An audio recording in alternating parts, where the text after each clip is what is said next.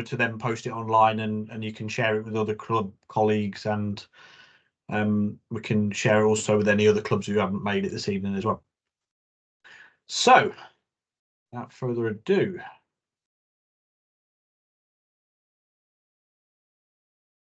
all sorts of windows open here, and I'm trying to work. There we go. So the agenda for this evening, busy, packed agenda. We've got a range, as you can see, a range of speakers for the female pathway, disability pathway. Got a couple of points around the around Northants Council and the Northants Federation of Disability Sport with Tim, and then finishing off with myself covering some points around grassroots facilities. What I'll do, just to make a point, for the responses that we had around kind of the content that people wanted to see this evening, we received a lot of responses around the female pathway and facilities.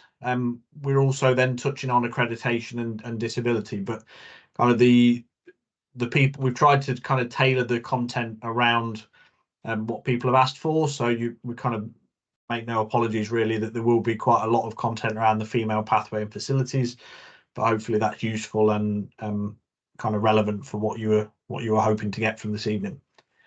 So without further ado, first up is Kirsty Clarke, who I'm delighted to say is the fairly new chief exec from Northants FA.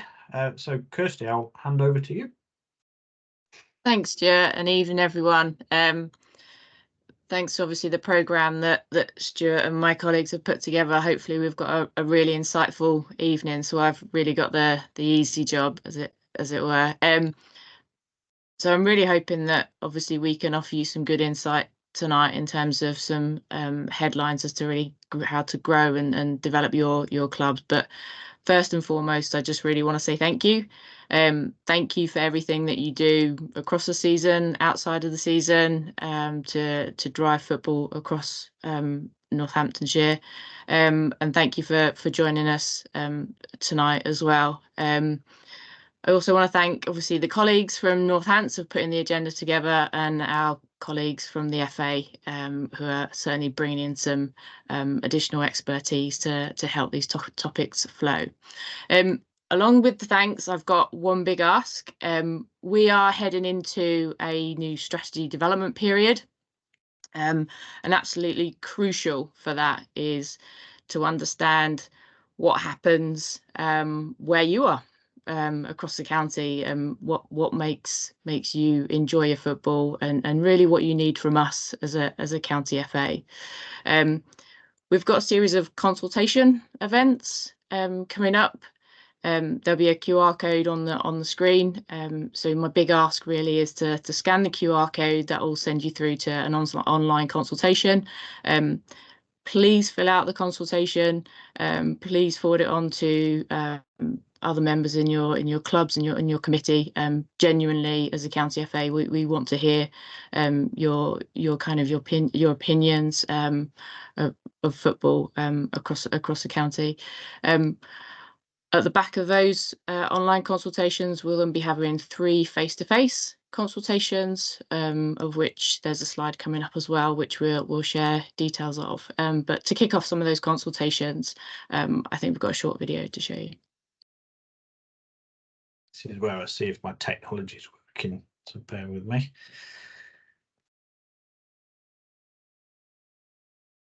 Just going to come off and ring.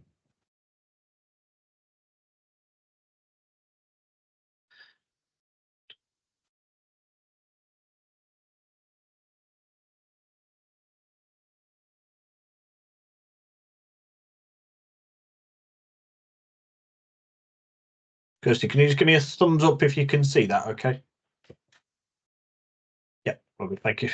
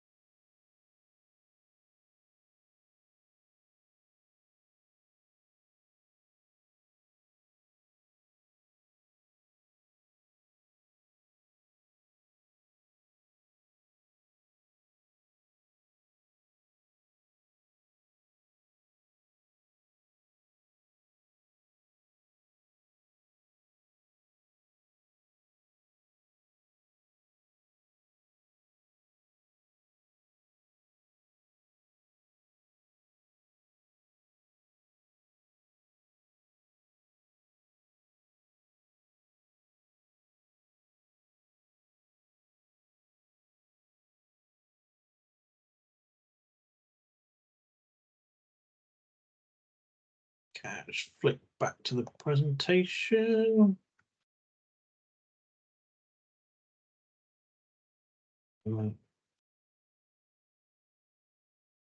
Sorry, I'm having a shocker. Bear with me.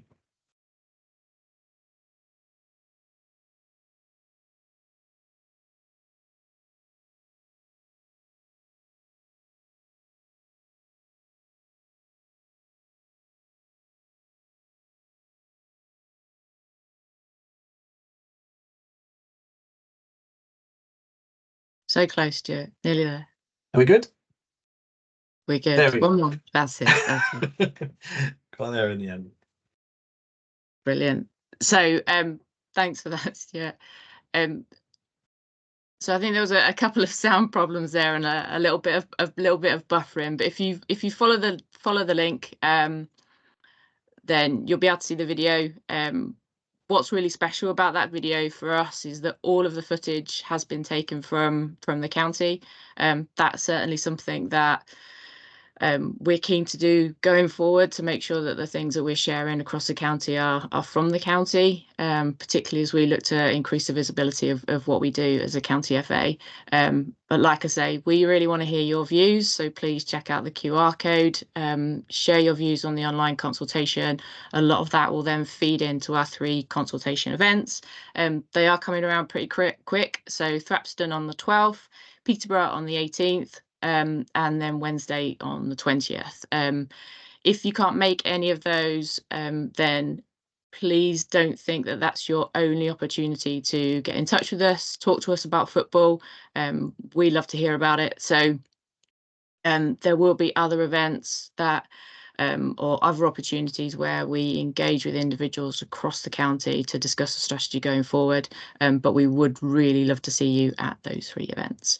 And with no further ado, I will pass over to Stuart. Thanks, Kirsty. So yeah, great kind of teeing it up really, I think, around where a lot of tonight's content comes from, and a lot of content is about, it's around kind of growing our clubs, growing our provision, helping clubs to grow, which is kind of lines us up or leads us quite nicely into around England football accreditation. So again, hopefully you're kind of pretty aware of the England football accreditation programme. Really important part of what we do, very much kind of Debbie Preston's area of work and area of expertise. Deb's unfortunately can't join us tonight, but I'm just picking up this brief section to start with. I think the main kind of takeaway points for us really around England football accreditation is that the deadline is fast approaching. Sunday the 10th of March is the deadline for clubs to renew your accreditation. We find in a lot of cases with this that clubs are actually really close to having everything in place, if not having everything in place already.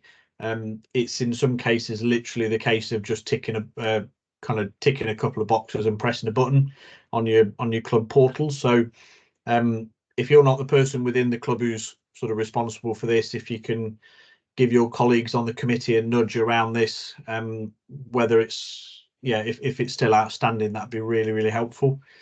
As I say, we have up until the 10th of March. As far as support and help, if you do need any support, then there is a video walkthrough which Debbie's done from a few months ago, which goes through every single step of what you need to do and talks you through it. So if you need any support with that, I'd encourage you to have a look at that video to start with. There's also the Grassroots Technology Help Desk. And then if there is any specific inquiries around perhaps individual qualifications aren't showing or DBSs are outstanding, or if you need any support as far as adopting codes of conduct and things like that, then obviously by all means get in touch with us at the email address at the bottom, and we'll do our best to help. Okay, so this tees up the female pathway section, if you like, and the start of this part of the webinar this evening.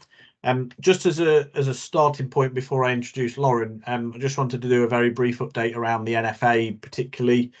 So you may well be aware that Harley Collier is our current Women and Girls Development Officer. Harley is just recently given birth to a little boy. So Harley's now currently on maternity leave.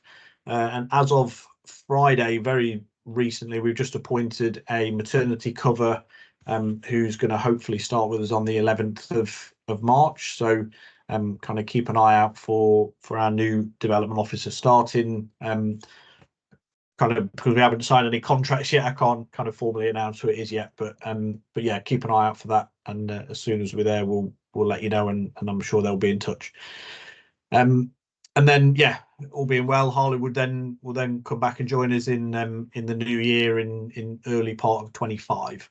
So yeah, just a bit of an update around the NFA. And then, yeah, without further ado, I'm going to introduce you to Lauren, who we're very fortunate to have Lauren join us this evening. Big thanks to Lauren for her support. And yeah, I'll pass you over to Lauren, who's going to take us from here.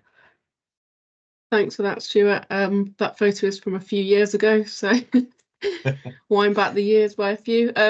Yeah, thank you for the invite for this evening. I've previously worked at Derbyshire FA, and that's where I'd have met both Stuart and Kathryn, who's also on the call. So tonight's an opportunity to raise awareness amongst our programmes that we've got and what opportunities you've got at your club. From speaking to Stuart, there might be some on the call that are already delivering, for example, Weetabix Wildcats opportunities. You might be delivering squad girls football, and you might also have a casual recreational offer, which could become Just Play or might already be Just Play. So I'll run through what each programme is, programme by programme, and then the opportunities that you will have as a club. And also, if you are interested in delivering any of the programmes, what the next steps are as well.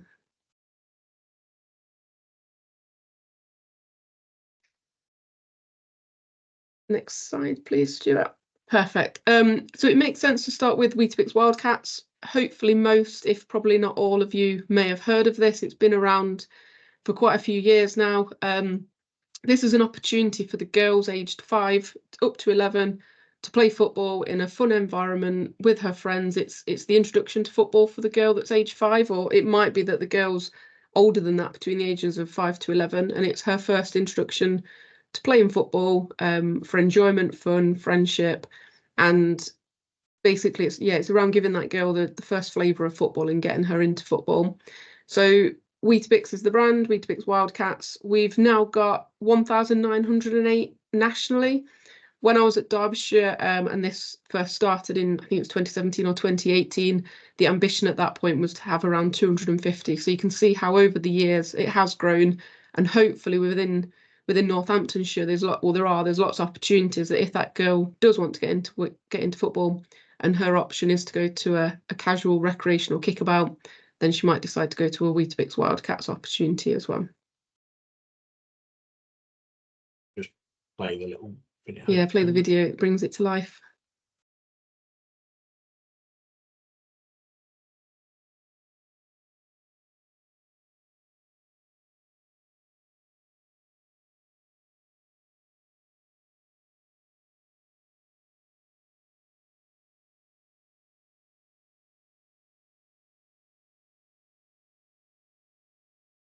Perfect. Next slide, please. So if you do want to deliver Weetabix Wildcats and you're not currently delivering it, so you might already have some provision. So you might already have the girls within the 5 to 11 age range that might not want to play in a club in a team. Sorry, you might already be offering that position as provision as a soccer school, for example, or you might be interested as a club to grow that provision and get more girls, especially when you're growing the number of teams at your club. It's a good opportunity to get the girls in from 5 to 11.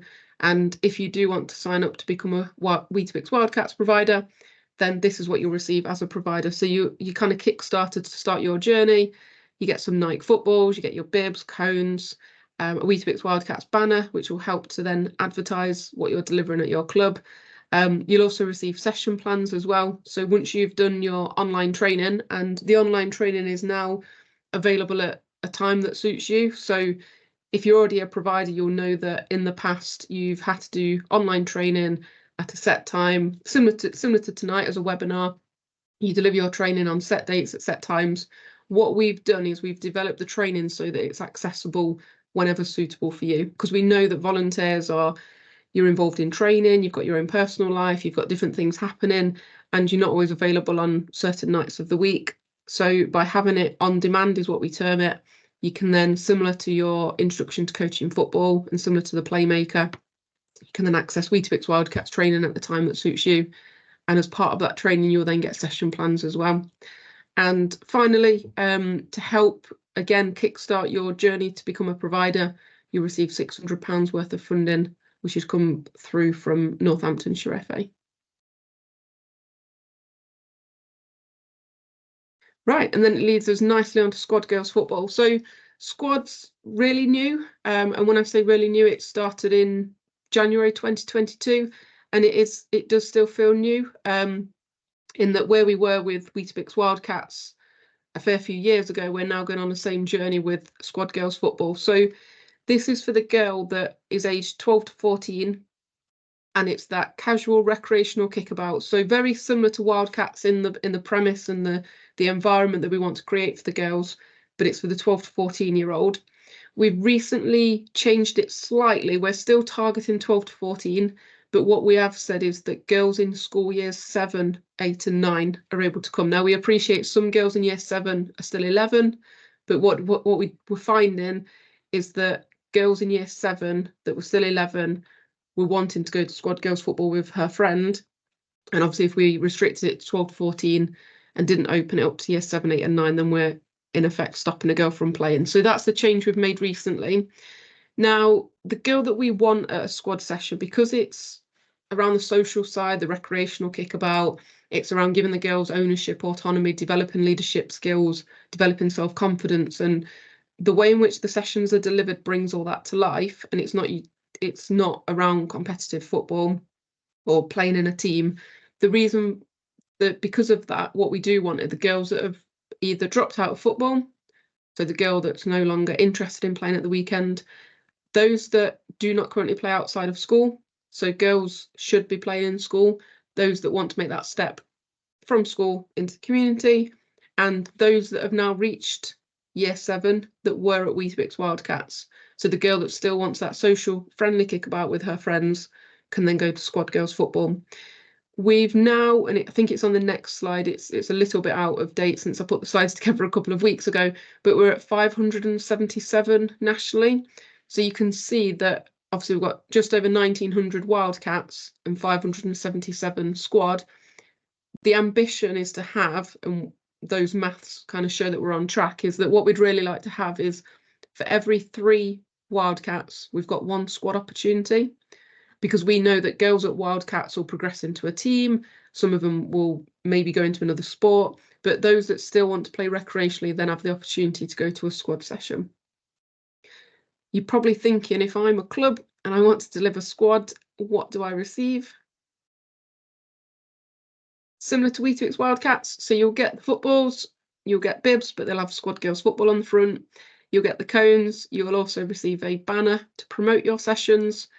And similar to Wildcat, exactly the same. You'll do your online training at a time that suits you, and then you'll receive session plans as well. Now, as I've just previously mentioned briefly, is that the sessions are designed in a way to bring to life the outcomes that we'd really want. So especially around giving the girls a voice and choice and hearing their feedback.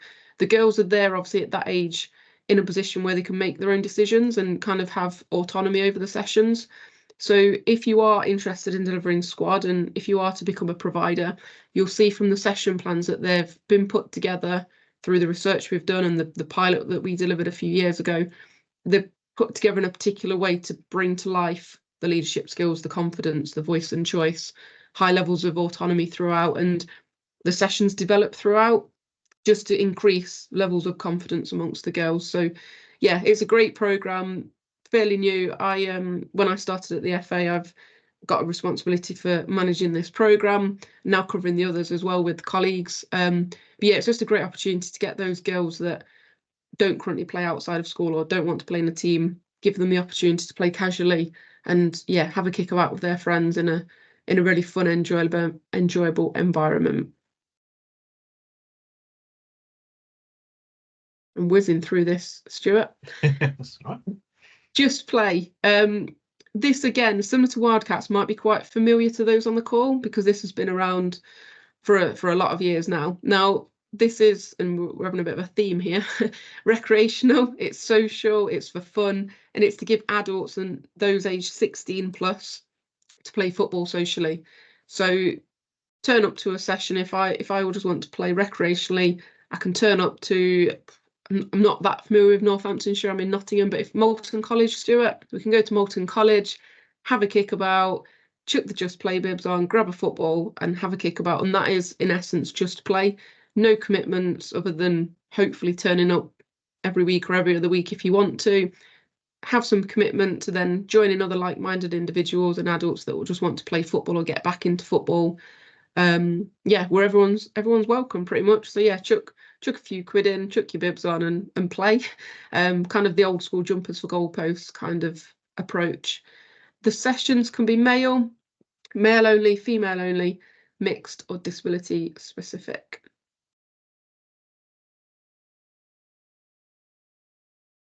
And same again, I'm not going to read through each bullet point, but if you do want to provide a social opportunity at your club, this is what you will receive. Now, those that have had success with Just Play and are currently delivering this as one of their opportunities in a club environment, and hopefully it might be an opportunity for you on the call, is that you've probably, and I can't see faces on the screen to see if there's any nodding, but you're more than likely going to have parents that stood at when you're training the children. You probably have parents that come week in, week out, or for example, you've got mums that are really sociable, all talk to each other, have a catch up, but might actually want to play football. So there's an opportunity there, and some clubs do this where whilst the children are training, there's a mum or dad's kickabout session that can be branded as a Just Play opportunity, or you might do it on a different night of the week, because obviously if the parents are there to then pick their children up and there's a kind of an overlap, it wouldn't quite work. But some clubs throughout the week offer an opportunity, like Friday night kickabout for the dads, a Monday night kickabout for the mums, whatever you want to brand it up as. That could be an opportunity for you to then host that within your club as an opportunity.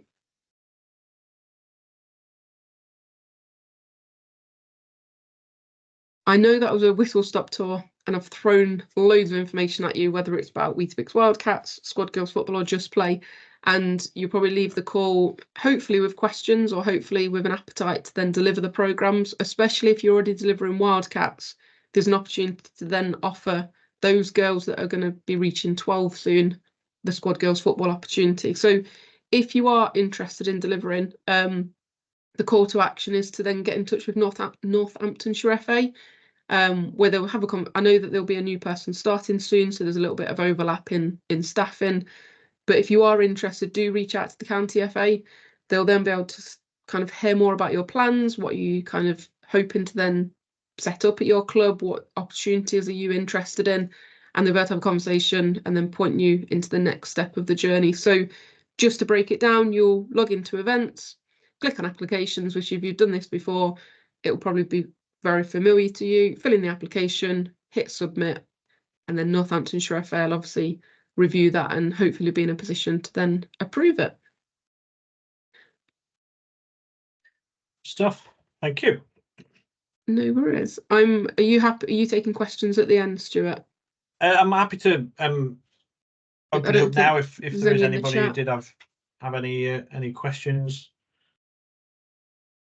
Bro, what I'll do, Stuart, is I'll stay on for the next few minutes, and if anybody has got any questions, just pop it in the chat, and I'll be happy just to type my answer. Sure, lovely. Thanks, Lauren. Thank you. Amazing. Thank you very much, Lauren. Appreciate your help. Thank you.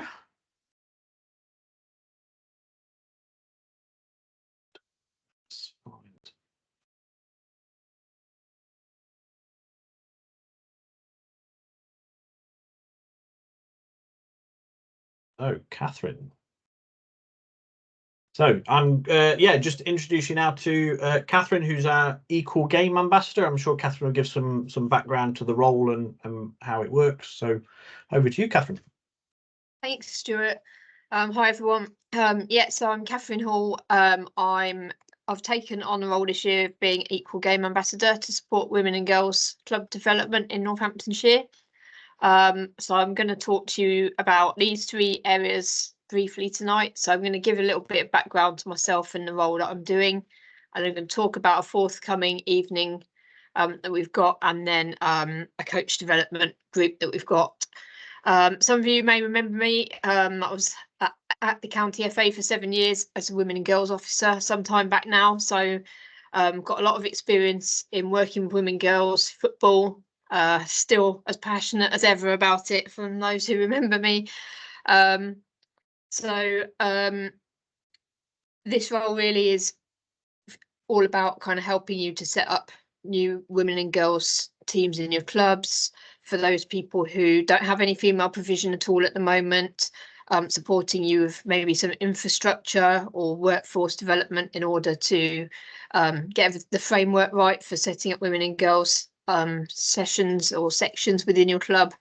And I can also support with funding, facilities, although I would probably lean on Stuart a little bit more with facilities, but certainly there's lots of little pots of funding, especially with women and girls football, that can help with coaching, equipment and things like that. As a bit of background as well, I've been in a club myself, run a team myself, also been a coach and a referee, so I've got quite good kind of wealth of knowledge across the game, which is helpful as well when I know what it's like on a cold Saturday, kind of like setting up freezing goalposts and white lining pitches. So I'm here really to kind of help with anything that you might need in terms of getting started. We did a club development evening back in November, and there's a few clubs that I've been speaking to that have got mixed teams at the moment, or a lot of boys teams with a few girls in them.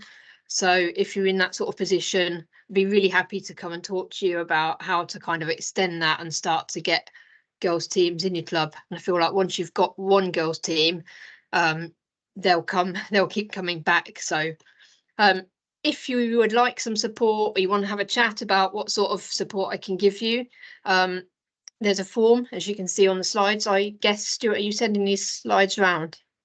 Yes, Yeah. will be, yeah.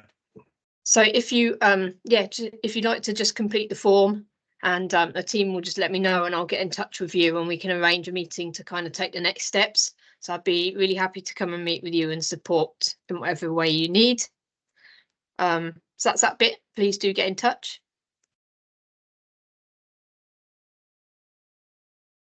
Okay.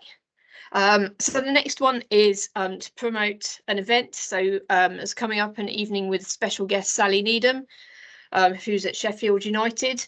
So this is for female coaches, adult female coaches, coming up, gosh, quite soon, Tuesday the 5th of March. So a lens on neuroscience within player and coach development. And again, I think that is that link to book on. It is, yeah. Right, yeah. So I really recommend these kind of events. It's not often you get to hear from people working in clubs, big clubs like this with so much experience. So do join up to those. They're always really beneficial and you learn so much. So do share that with people in your clubs and across the leagues. So it'd definitely be worth going along to that.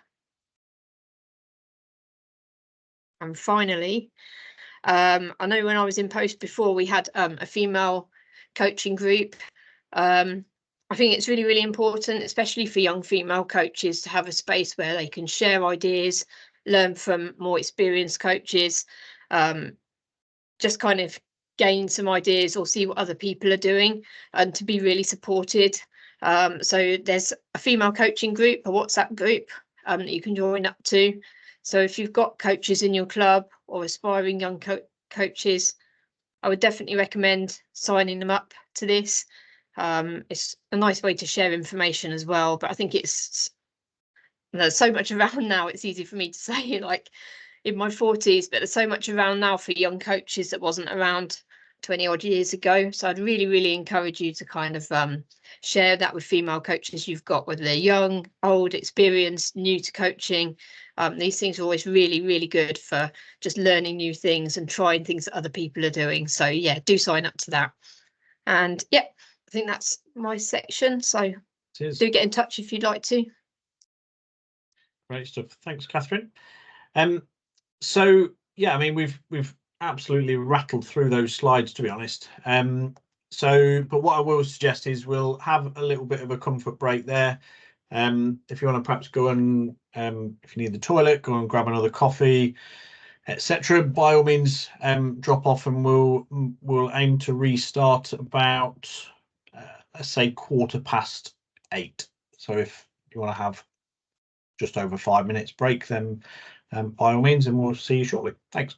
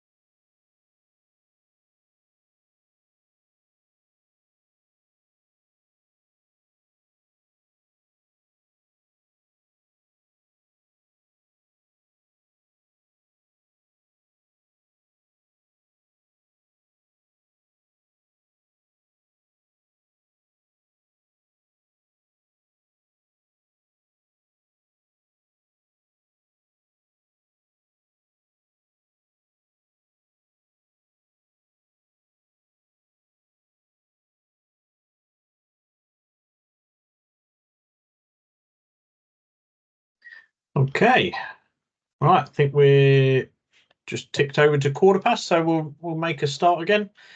So yeah, the second half of this session really will be around disability football and facilities.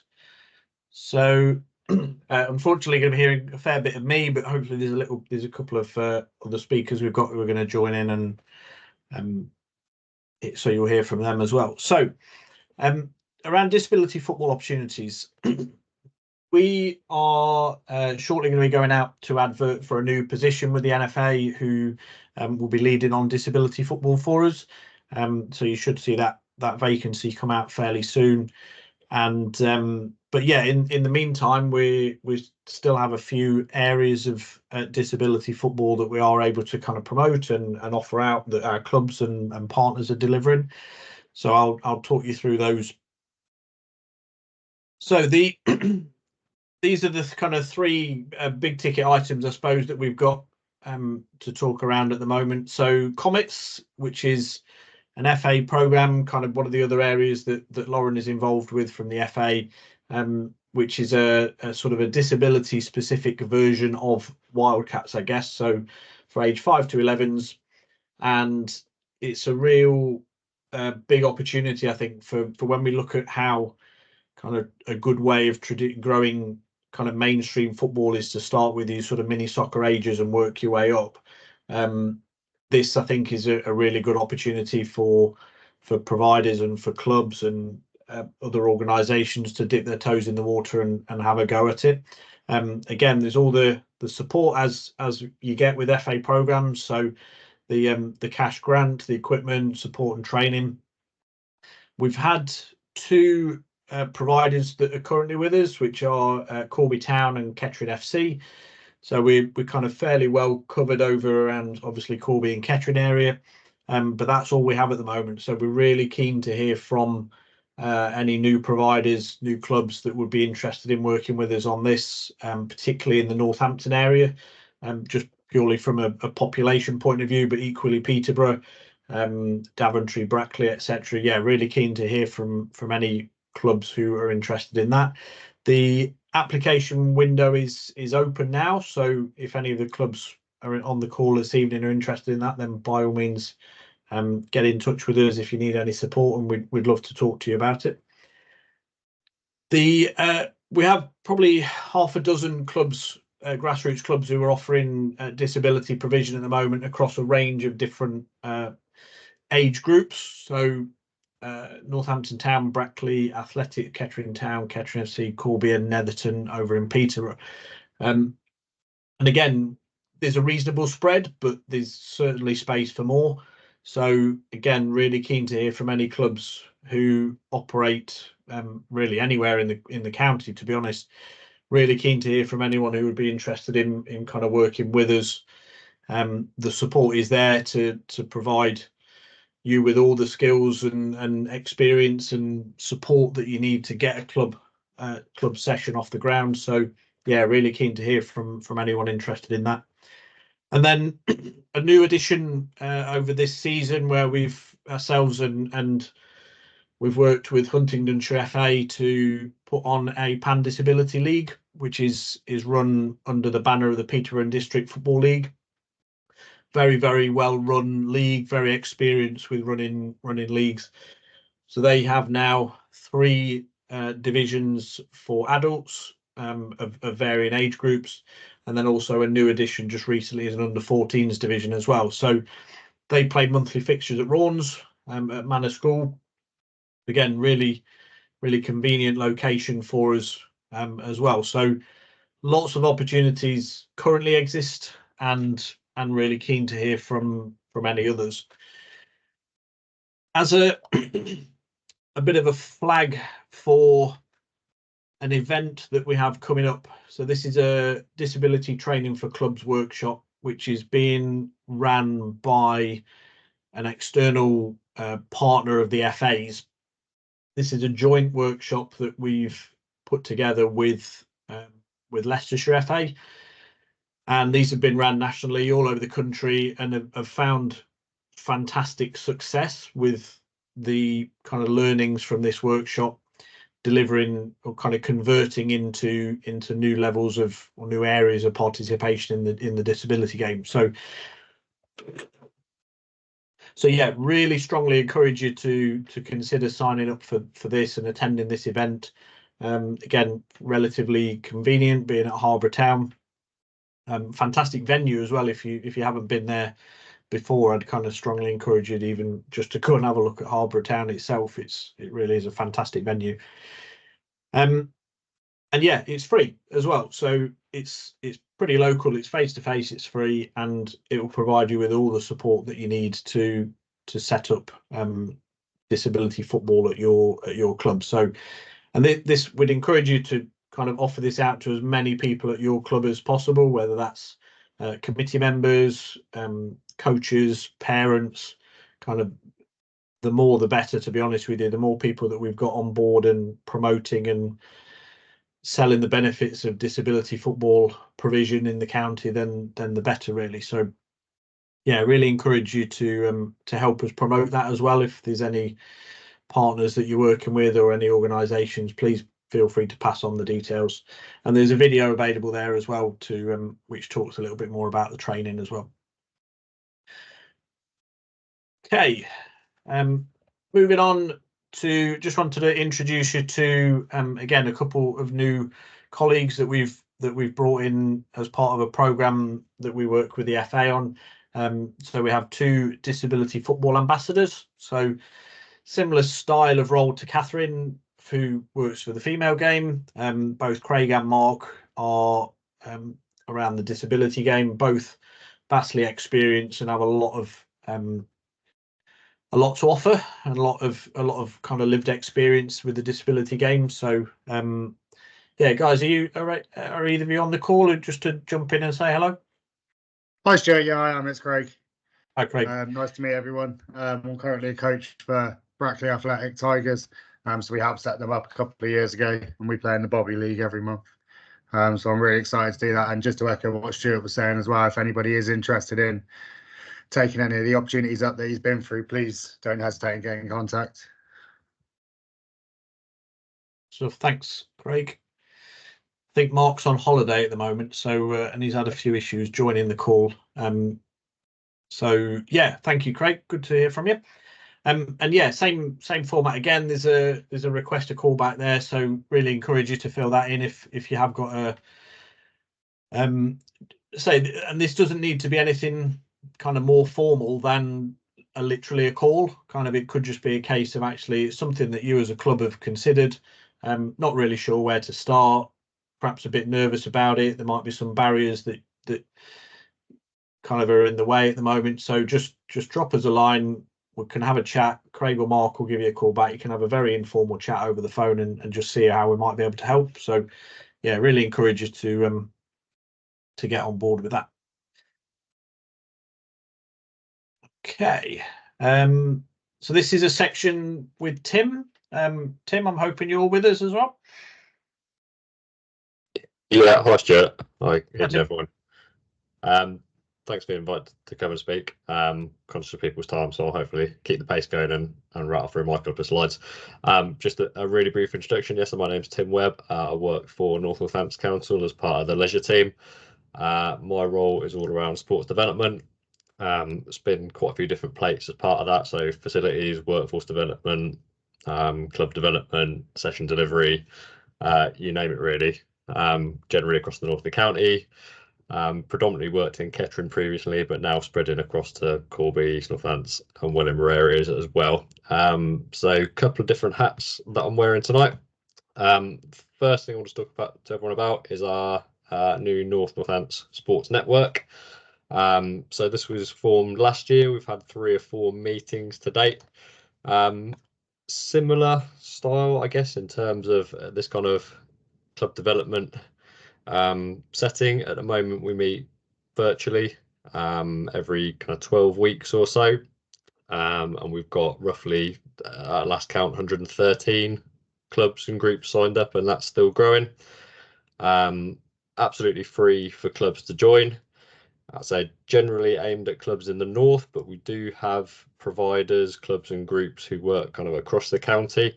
So even if your club or group isn't, you know, primarily based in the north necessarily, if you have got sort of satellite sessions in the north of the county, or even aspirations to work within the north of the county, everyone's welcome to join. I say it's absolutely free for clubs to join.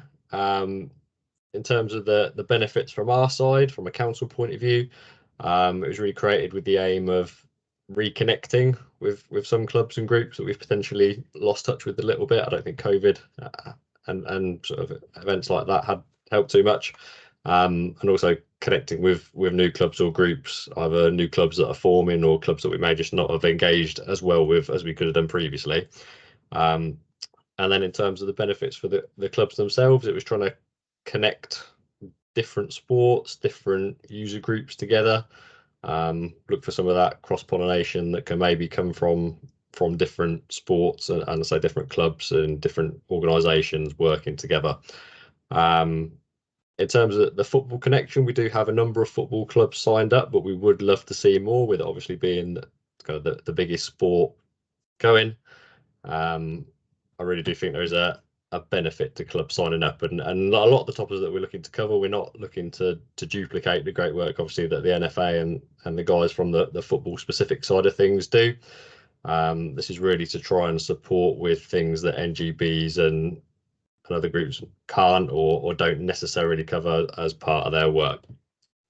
So I've just put a few bullet points on that slide. So things we go through. As a council, we run a number of events during school holidays, during the summer, and over the course of the year.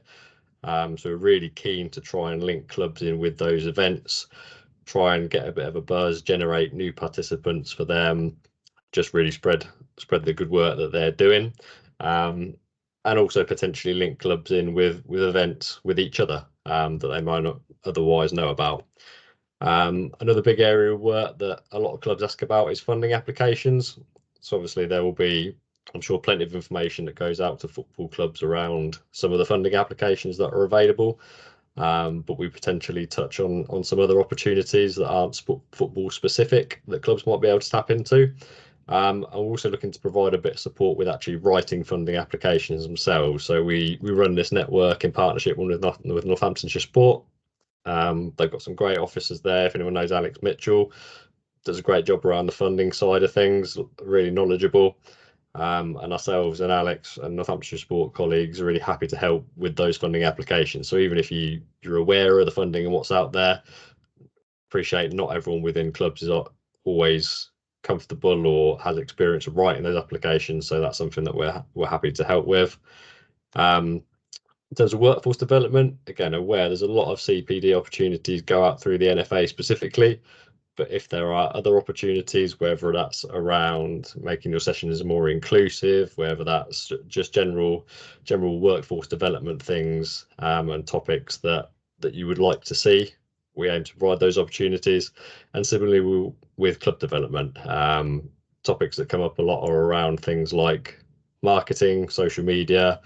How do we actually promote and advertise our club better? So again, we've got some really good knowledge within the network to support with those things as well, and really just tap into local news and developments, and I say link clubs and groups up together with those opportunities that they might not otherwise get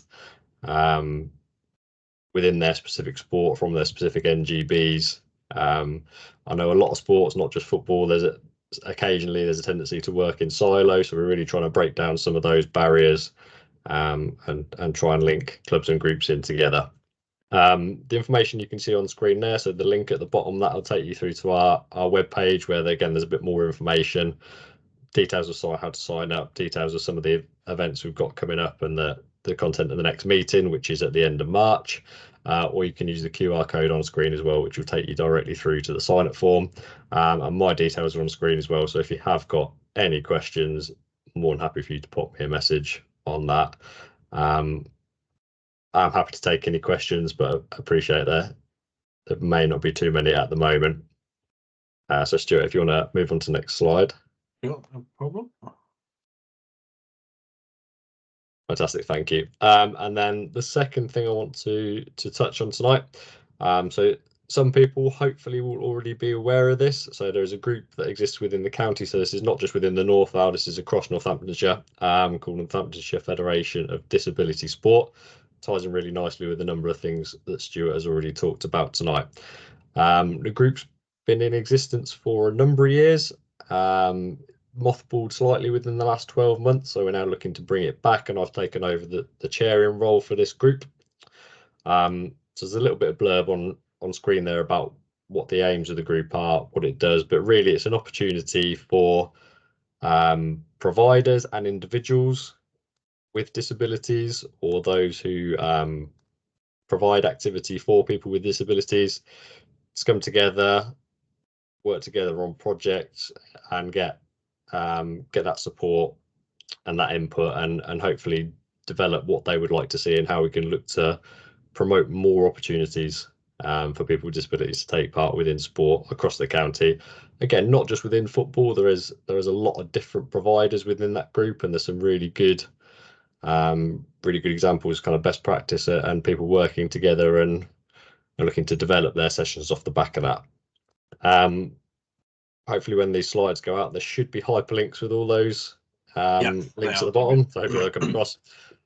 So there's a Padlet which is updated quarterly, so that's information around a whole range of activities happening across the county that people with disabilities can get involved in.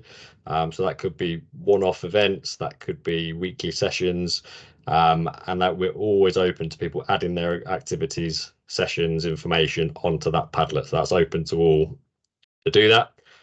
There's a newsletter that's going out now that we've just started, so we've had one edition go out already. We're looking to do that on a fairly regular basis, again just to give people that information around what is out there, and that is, I say, not just for people with disabilities, but those that are providing the activity as well. And we've also got new Facebook and Instagram pages that have been set up. Those are very new, there's not a lot of information on there as yet, but again, we'd really love for people to start following those, start linking into the social media, sharing their opportunities and sharing information with us, so we can hopefully put it out to as wide an audience as possible. In terms of communication at the moment, some of you may know Matthew Pelazok from Northamptonshire Sport. He's kind of the main contact as secretary for the group currently. There may be some further contact details come out as we work through this. But the next meeting is coming up in a few weeks' time, so if you would like to get involved with that, please do contact either myself or Matthew, or if you want more information, we can put that out to you, and hopefully link more clubs and providers and individuals as well into that forum. Great stuff. Thank you, Tim. Good stuff. Okay. And I don't know if this is last but no means least or not, but yeah, onto my section where I'm going to be talking for the next kind of 10 to 15 minutes or so around football facilities. So yeah, I'll get straight into it. So just to give you a little bit of background to where we are. So this is kind of very short version of what my job is, I guess, and what my role is at the NFA around. So the purpose is ultimately aiming to have every football match in Northamptonshire to be played on a good pitch. I work really closely with the Football Foundation to provide pre-application advice and aim to direct investment to organisations in the county, and aiming to attract investment towards the three kind of target areas around grass pitches, 3G pitches, and clubhouses and changing pavilions.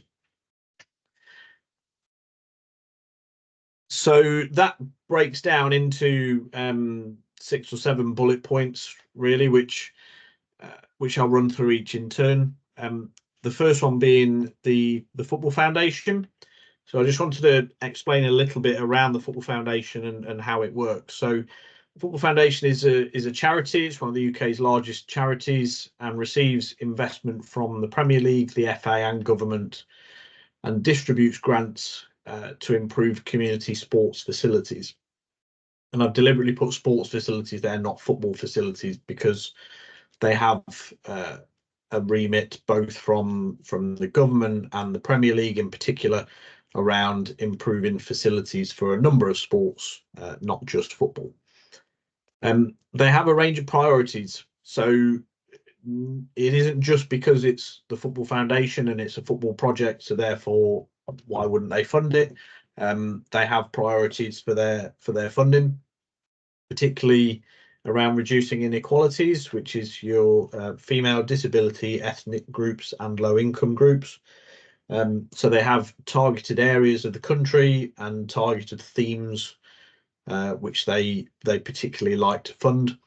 They have across their funding programme, they aim to direct 75% of their funding towards what they class as on the pitch projects, which is grass pitches, 3G pitches and small sided facilities called play zones.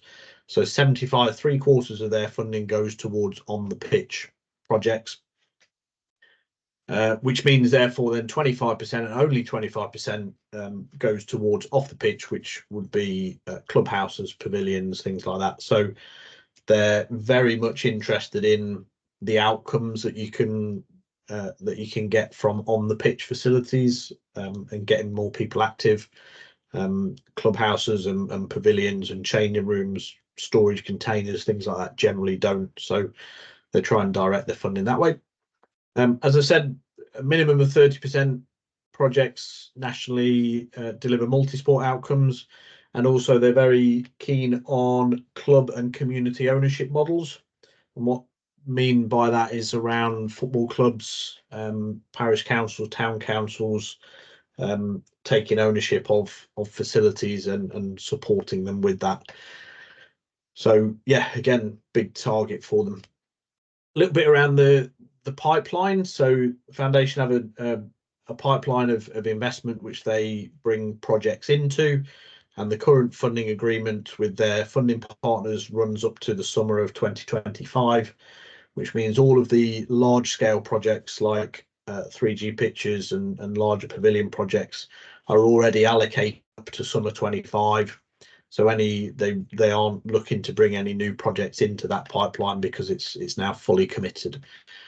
So and to be fair, projects take a number of years to bring forward anyway, so that's not too much of a hindrance to us.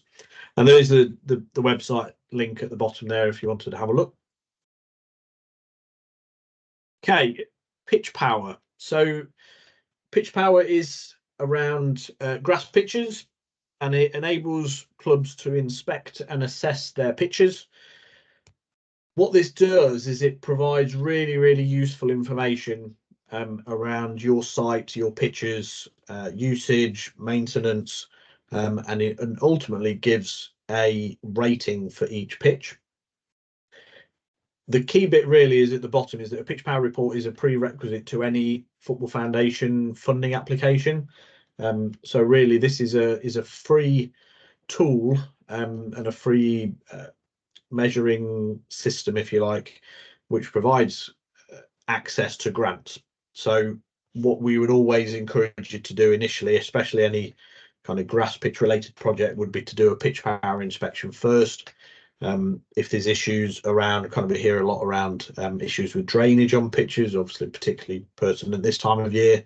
Again, we would always encourage you to do a pitch power inspection first, get that done. That goes off to the Grounds Management Association, who are real experts in this field, and that you will get a very, very detailed report back with lots and lots of recommendations in there around kind of what you can do to improve your pitches, both as far as like regular maintenance work as well as your more kind of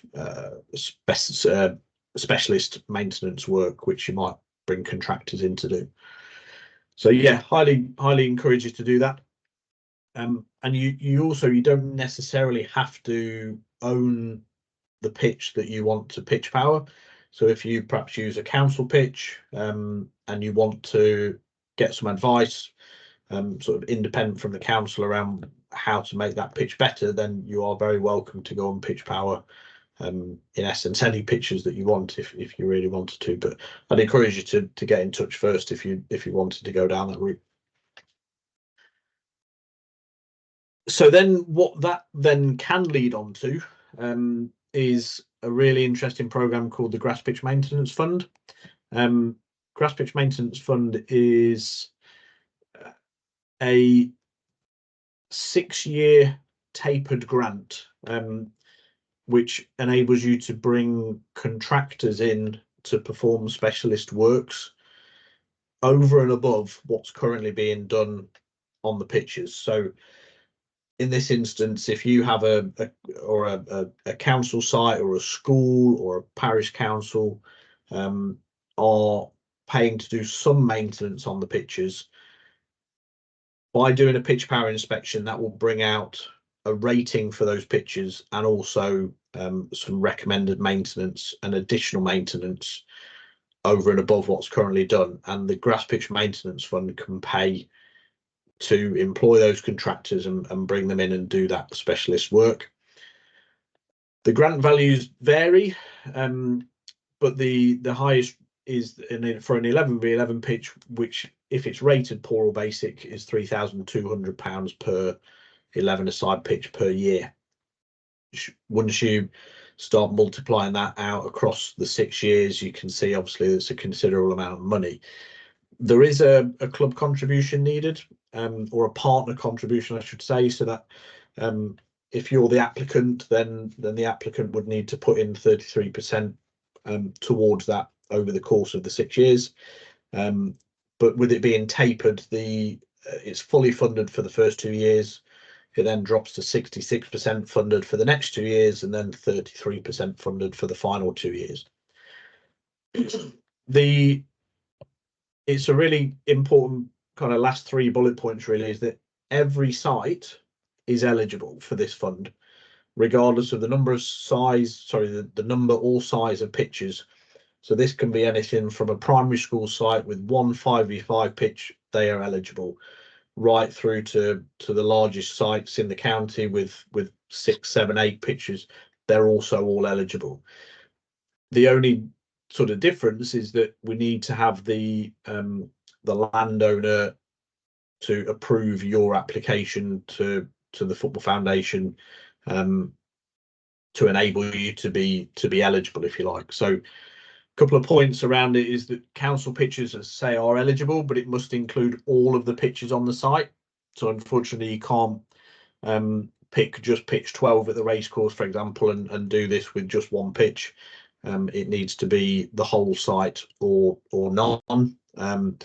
And also same again around school sites. So school sites are eligible, and clubs, leagues, or the school are all eligible to be the applicant in that instance. So when we have sites where kind of multiple teams are using the pitch, say at a school site, in that instance it may be better for the school to be the applicant, but the school would need to demonstrate that those pitches are being used for grassroots football and have the support of grassroots football through a user agreement for the school to be eligible. And how that 33% kind of partner contribution is made up can be done in very creative ways. So that could be that kind of 1, 2, 3 clubs all chip in an element of that on a school site, and kind of collectively apply. In those instances, I'd really encourage you to come and speak to me, because I'd really like to be involved and try and kind of help you with that. But yeah, as you can see, a big opportunity, lots of funding available through that one for the type of things that we all really want to see, which is your kind of bread and butter grass pitches, making them as good as we possibly can. Okay. Next thing is around Football Foundation small grants. So again, you may have benefited from this at some point over the years. This is up to £25,000 grant on a 75% basis. So in this instance, clubs, councils, schools would need to put in the 25%. and can be for a range of elements. We tend to see the most popular ones being generally goalposts, storage containers. Carla, thanks for your question. I'll come back to that in a sec. Yeah, we tend to see goalposts, storage containers, etc. are the most common ones with this, but it can also include things like ball stop netting behind the goals, small kind of modest refurbishment projects in clubhouses to freshen things up and install new showers and privacy screens for safeguarding reasons, things like that. We see a few of those. The grass pitch maintenance machinery is also another part of this pot as well, which is a grant of up to 50,000. So again, linking back to the pitch power inspection, your pitch power will also give recommendations around machinery. So if you are looking to kind of update or invest in some new machinery to maintain your pitches, then the grant, again, still 75% basis, but the grant value is up to 50,000 on that one. In certain cases, you do require security of tenure, which is for this one generally is up to 10 years, either freehold or obviously freehold or up to 10 years leasehold for the applicant. So again, you can work in partnership with your town or parish council, perhaps in that instance. And the partnership funding does need to be confirmed and committed as part of the application.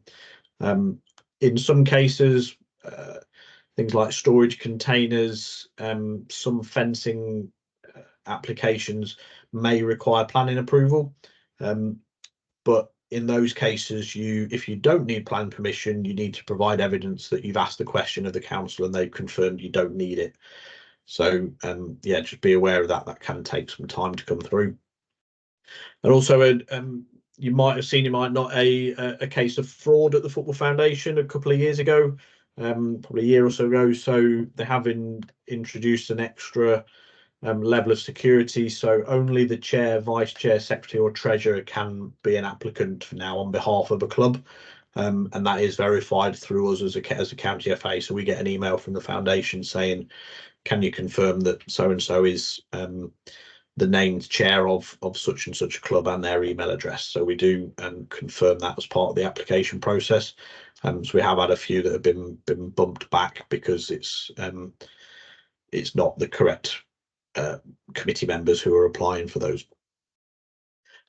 So Carla, could a grass pitch maintenance fund be available for drainage on a multi-sport site? In short, yes. I think this is the simple answer.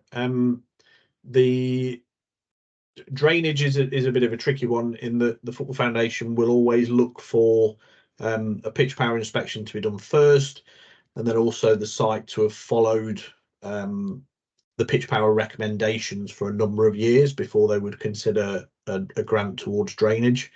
It may be that it's kind of the ground is compacted or it's being overplayed, things like that. So in some cases, it might be that they would recommend certain things are done first before then considering a drainage scheme. Drainage schemes aren't always the kind of silver bullet that fixes the drainage issue. It can also, in some cases, cause problems rather than solutions.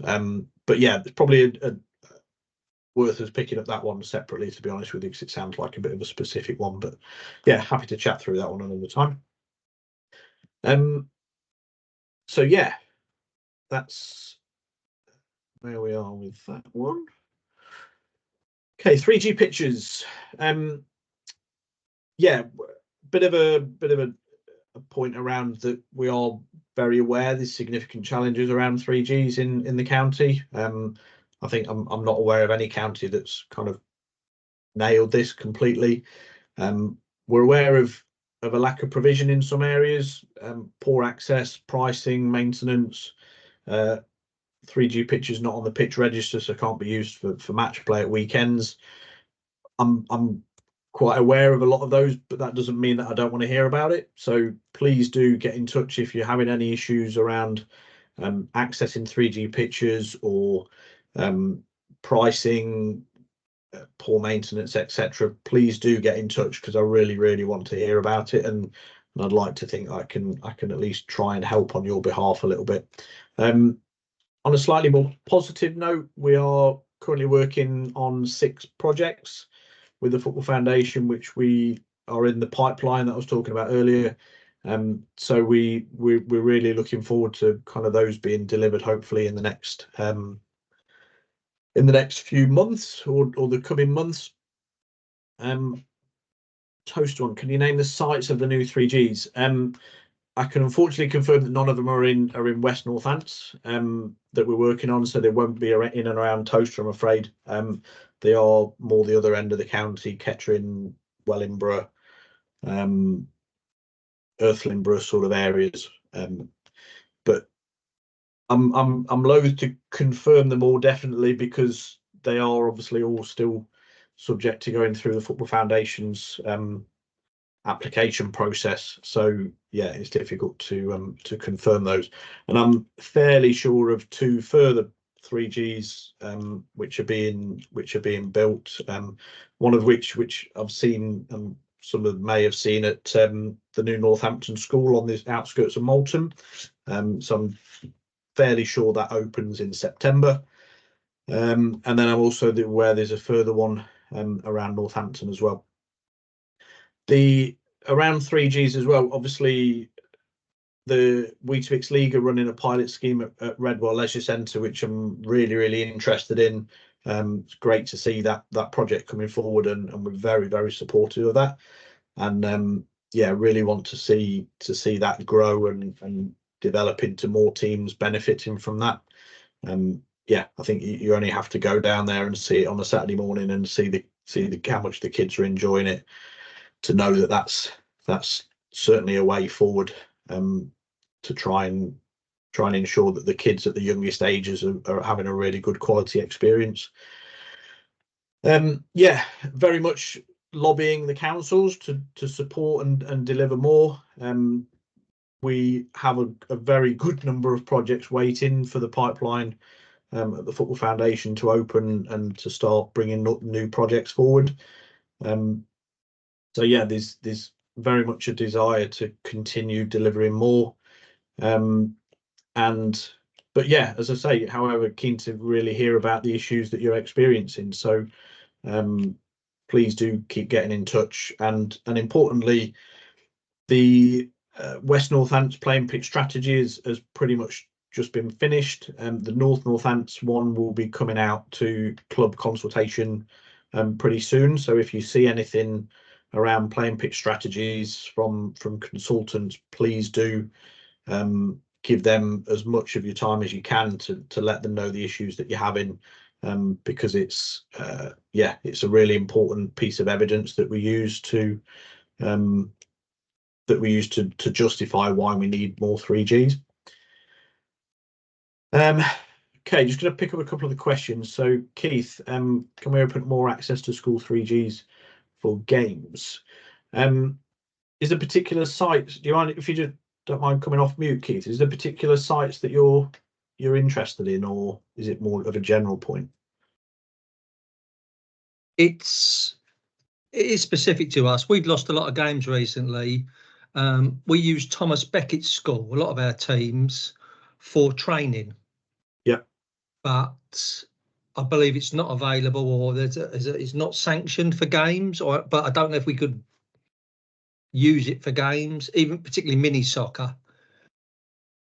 Yeah, so the Thomas Beckett isn't on the FA pitch register, so it has been tested a few years ago, was added very temporarily for 3 months or so.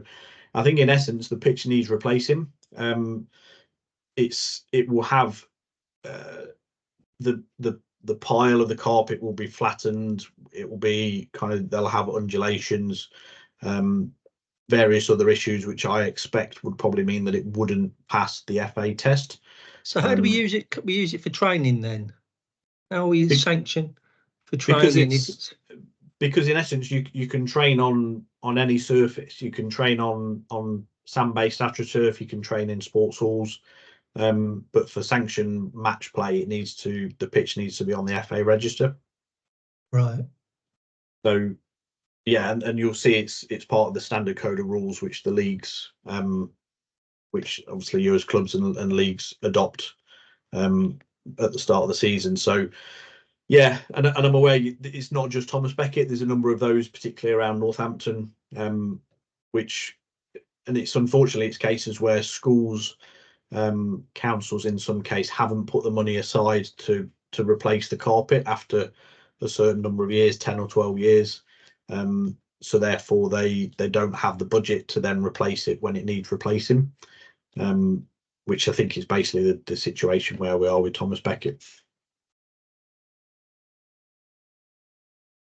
Would that but not be a good use of resources though, or for funding? If you've already got a pitch there, surely it's cheaper to relay it than it is to build a new one.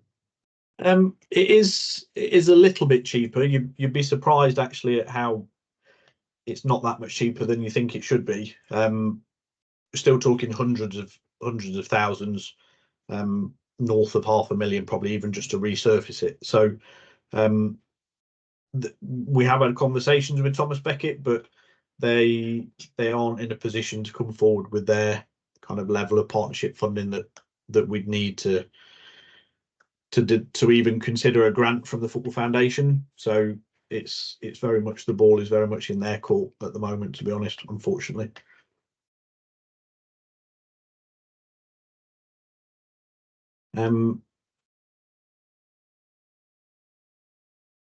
Yeah, just reading the comment from Toaster again.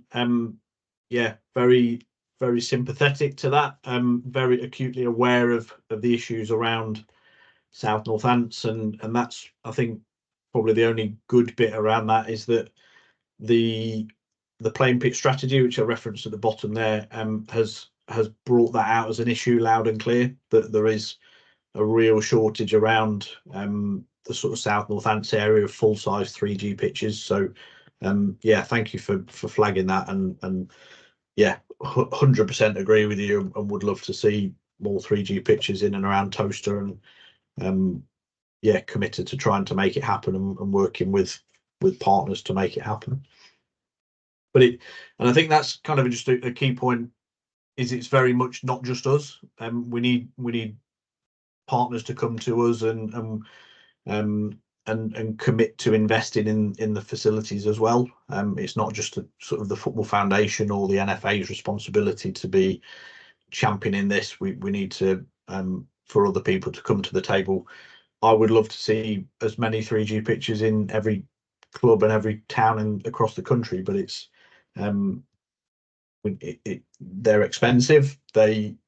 But they do provide a really good training environment, and we all get the benefits of that. But it's sometimes difficult selling that to people who don't get sport and don't appreciate its benefits sometimes. So yeah, we'll move on from there. But thank you for your input on that. Really, really good. So just a couple of bits to finish off. Just a couple of points around what makes a good project. So this is, I've just thrown this in as an example of how the types of things that we would look for from a project. Community consultation and community engagement is really important. Obviously benefits grassroots football. A project that addresses some of the foundation's priorities. Partnership funding is a non-negotiable. The foundation won't fund anything at 100%, so that we need partnership funding involved as well. Physical activity participation, good value for money as well. So when we talk about partnership funding against the grant request, a project that's incredibly expensive but represents really good value for money may still kind of be supported. It's very much sort of a percentages basis of what the foundation would be willing to go to as a grant percentage against the outcomes that the project would deliver. So that's very much what they look for, and that backed up by independent evidence, and that's talking about things like the playing pitch strategy, the local plan, and and evidence which shows that this is a need in this particular area and the reasons why. And then just a final bit around some project ideas, which again you may well be aware of, but just wanted to throw them in anyway. It was around the bit that I touched on earlier around the secondary school applying for the grass pitch maintenance fund. Obvious benefits to school and community. Replacing goalposts across parish council sites of the football club and parish council working together to split the partnership funding. Community cafe at recreation ground to sell tea and coffee on match days with profits reinvested to improve the pitch. That again is the community cafe and sort of secondary spend element is a real strong part of what the Football Foundation are interested in funding at the moment. So if there's any projects along those sort of lines to enable you to generate money as a club and become more self-sustainable, that's very much something they want to hear about. Again, modest toilet block next to pitches for obvious reasons. Refurbishment project to create some modern welcoming changing rooms, or an extension to a pavilion to provide unisex shower cubicles, accessible toilets and referees rooms. So there's just a few ideas there just to hopefully get you thinking of the types of projects that I would like to see the Football Foundation I think would be interested in supporting, but using some of the points on the previous slide around what makes a good project.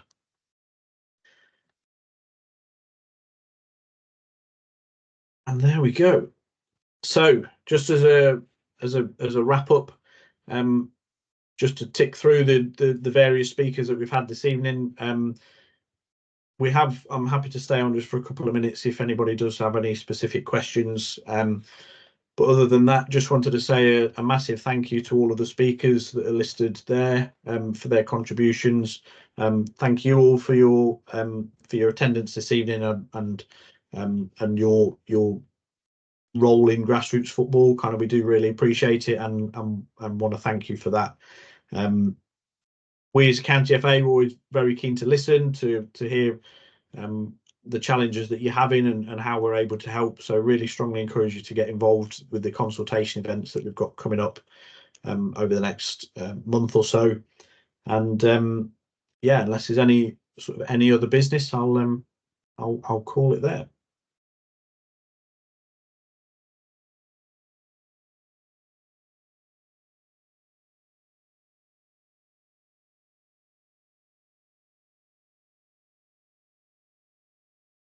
Okay, great. Yeah, there wasn't